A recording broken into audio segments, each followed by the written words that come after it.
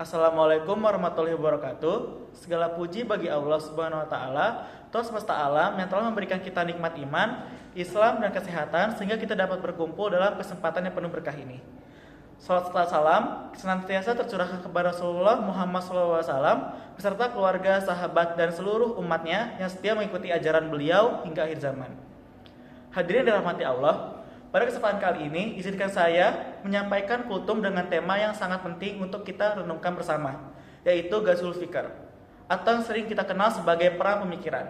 Tema ini menjadi semakin relevan di tengah era globalisasi dan kemajuan teknologi informasi saat ini, di mana batas-batas budaya, ideologi, dan nilai-nilai agama menjadi semakin kabur. Lalu apa itu Ghazwul Fikr? Ghazwul Fikr adalah upaya sistematis dari pihak-pihak tertentu untuk menyerang umat Islam, bukan melalui kekerasan fisik atau peperangan konvensional, tetapi melalui pemikiran budaya, ideologi. Jika dahulu umat Islam diserang dengan senjata, kini senjatanya berubah menjadi gagasan, hiburan, dan pendidikan yang mengikis keimanan secara perlahan. Lalu, tujuan utama dari Ghazwul Fikr adalah melemahkan akidah umat Islam, menjauhkan umat dari ajaran agama, dan akhirnya menciptakan kebingungan serta keraguan terhadap Islam sebagai agama yang benar. Serangan ini dilakukan dengan sangat halus melalui berbagai media seperti film, musik, buku, iklan, hingga media sosial. Contohnya, kita sering melihat bagaimana nilai-nilai hedonisme, materialisme, liberalisme, dan sekularisme secara perlahan masuk ke dalam kehidupan sehari-hari umat Islam. Banyak dari kita yang tanpa sadar mulai menerima gaya hidup yang jauh dari nilai-nilai agama, seperti memprioritaskan duniawi di atas ukhrawi, menyepelekan ibadah, atau bahkan meragukan ajaran Islam yang sudah jelas. Lalu Allah Subhanahu wa taala telah memberikan peringatan yang jelas tentang sikap musuh-musuh Islam dalam Al-Qur'an. Dalam surat Al-Baqarah ayat 20, Allah berfirman, "Walan tardo angkal yahudu wala nasoro hatta tattabi'a millatahum.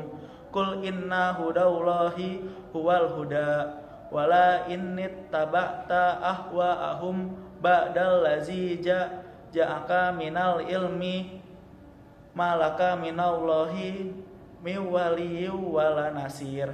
Yang artinya, orang-orang Yahudi dan Nasrani tidak akan senang kepada kamu hingga kamu mengikuti agama mereka. Katakanlah, sesungguhnya petunjuk Allah itu petunjuk yang benar, dan sesungguhnya jika kamu mengikuti kemauan mereka setelah pengetahuan datang kepadamu, maka Allah tidak lagi menjadi pelindung dan penolong bagimu. Ayat ini menunjukkan bahwa upaya musuh-musuh Islam untuk memalingkan umat dari jalan yang benar adalah nyata dan terus berlangsung. Bahaya Ghazwul Fikr bahkan lebih besar dampaknya dibandingkan serangan fisik, karena dampaknya sering kali tidak terlihat secara langsung. Lalu Rasulullah Shallallahu Alaihi Wasallam juga telah memperingatkan tentang bahaya mengikuti jalan hidup orang-orang selain Islam.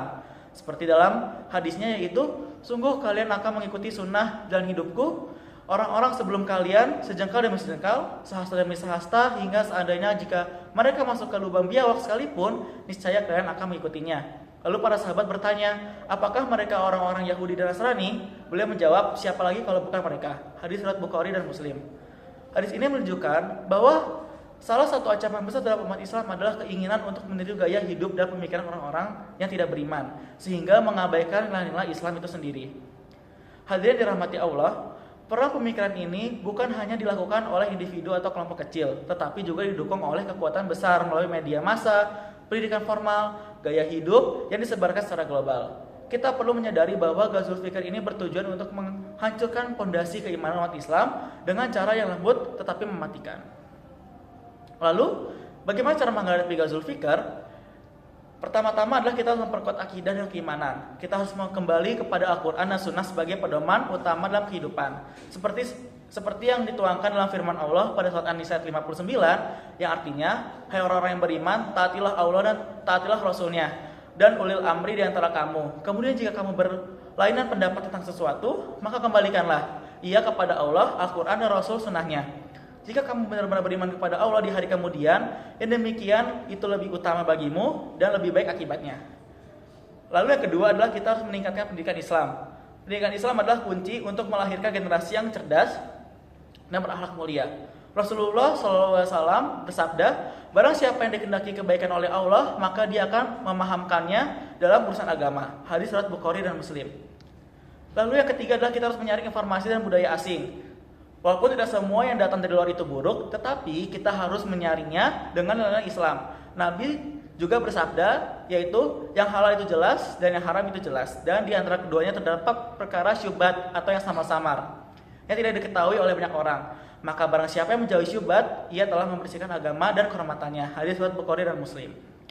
Hadirin rahmati Allah, Ghazul Fikr adalah ancaman yang nyata dan serius bagi umat Islam. Namun, dengan memperkuat akidah, meningkatkan pendidikan Islam, dan menjaga persatuan, insya Allah kita dapat melindungi diri kita dari generasi dan generasi mendatang dari pengaruh buruk perang pemikiran ini. Marilah kita senantiasa berdoa kepada Allah agar menjaga kita di jalan yang lurus, melindungi kita dari tipu daya musuh-musuh Islam, dan memberikan kita kekuatan untuk selalu berpegang teguh kepada ajarannya. Demikian. Wabillahi taufiq wal hidayah. Wassalamualaikum warahmatullahi wabarakatuh.